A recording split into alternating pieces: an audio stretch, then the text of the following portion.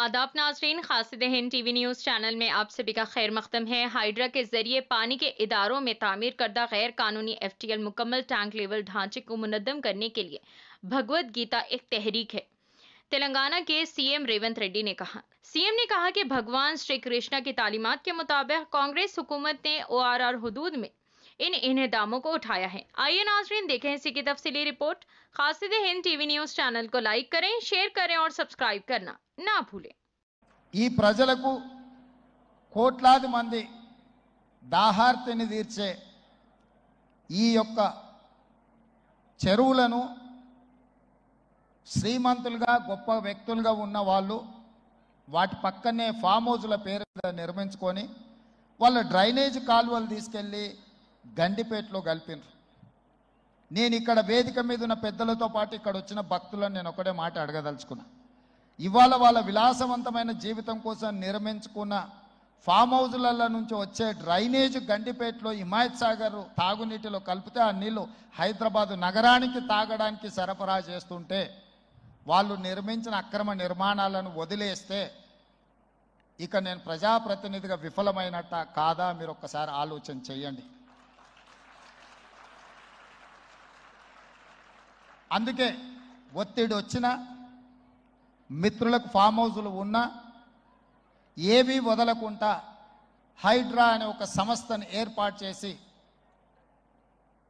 తెలియకుంటేనే ప్రజాప్రతినిధులం కొన్ని మన దినచర్యల్లో భాగంగా కొన్ని తప్పిదాలు చేస్తుంటాం. తప్పులు తెలవకుంటేనే కొన్ని తప్పులు జరిగిపోతుంటాయి. మరి ఆ ఖాతాను సవరించుకోవడానికి ఆ బ్యాలెన్స్ షీట్ను సవరించుకోవడానికి తెలిసి కొన్ని మంచి పనులు చేయాలని నేను ప్రగాఢంగా విశ్వసిస్తున్నా, నమ్ముతున్నా.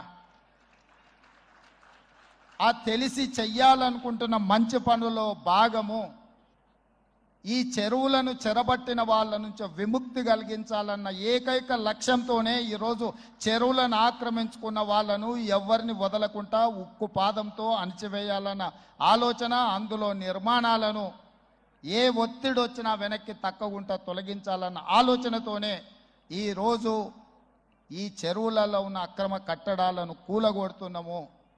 దీనికి స్ఫూర్తి భగవద్గీత అనే కురుక్షేత్ర యుద్ధ సందర్భంలో అర్జునుడు ఆయుధాలను కింద పడేసి రాజ్యం కోసం భీష్మ పితామహుడు, అదేవిధంగా కర్ణుడు, దుర్యోధనుడు, దుశ్శాసనుడు నా సహోదరులందరూ ఆ పక్కన నించుంటే రాజ్యం కోసం వాళ్ళందరినీ సంహరించడం, వాళ్ళని సంహరించి రాజ్యాన్ని సాధించుకోవడం ద్వారా ఏమి ఉంటుంది, ఏం మనశ్శాంతి వస్తుంది అని చెప్పి అర్జునుడు యుద్ధతంత్రం నుంచి తప్పుకుంటా అన్నప్పుడు శ్రీకృష్ణ భగవానుడు బోధించిందే భగవద్గీత.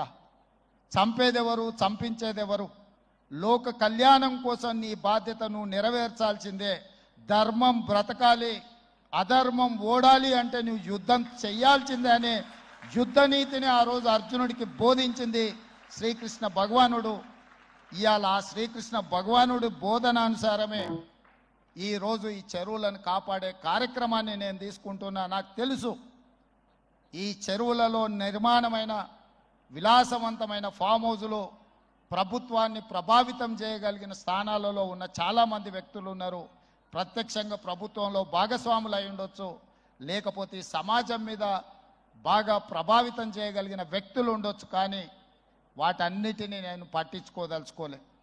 ఇది భవిష్యత్ తరాలకు, ఇది రాజకీయాలకు సంబంధం లేదు. నేను స్పష్టంగా చెప్పదలుచుకున్నా. రాజకీయాల కోసమో లేకపోతే రాజకీయ నాయకులను కొంతమందిని దృష్టిలో పెట్టుకొని చేపడుతున్న కార్యక్రమం కాదు ఇది. భవిష్యత్ తరాలకు, మన పిల్లలకు, వాళ్ళ పిల్లలకు వారసత్వంగా మనం అందించే సంపద ఈ సరస్సులు, ఈ నదులు, లేకపోతే ఈ రోజున్న ఈ చెరువులు. ఈ ప్రకృతి సంపదను మనం విధ్వంసం చేస్తే ప్రకృతి మన మీద కక్ష కడుతుంది. ప్రకృతి మన మీద ప్రకోపిస్తే మనం చెన్నైలో చూసినాం, అదేవిధంగా ఉత్తరాఖండ్లో చూసినాం, నిన్నగాక మొన్న వాయనాడు మనం కేరళలో చూసినాం. ఈరోజు ఇలాంటివన్నిటిని దృష్టిలో పెట్టుకున్నప్పుడు ఈ హైదరాబాదు నగరాన్ని రక్షించుకోవాల్సిన బాధ్యత మన అందరి మీద ఉన్నది. ఇది ఒక సుందరమైన నగరం. ఈ నగరానికి ఈ చెరువులే ఒక అందం. ఈ చెరువులను కాపాడే బాధ్యత ఈ ప్రభుత్వం తీసుకుంటుంది.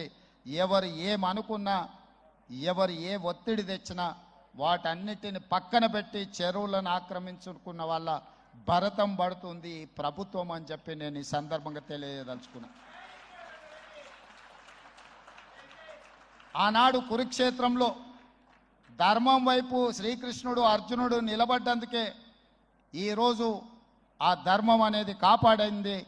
వాళ్ళు ధర్మాన్ని కాపాడితే ధర్మం మనల్ని కాపాడింది. ఈరోజు మనం చేస్తున్న పని కూడా అలాంటిదే. మీ అందరి సహకారం ఉండాలి. అదేవిధంగా నిర్వాహకులకు ఈరోజు విద్యకు సంబంధించి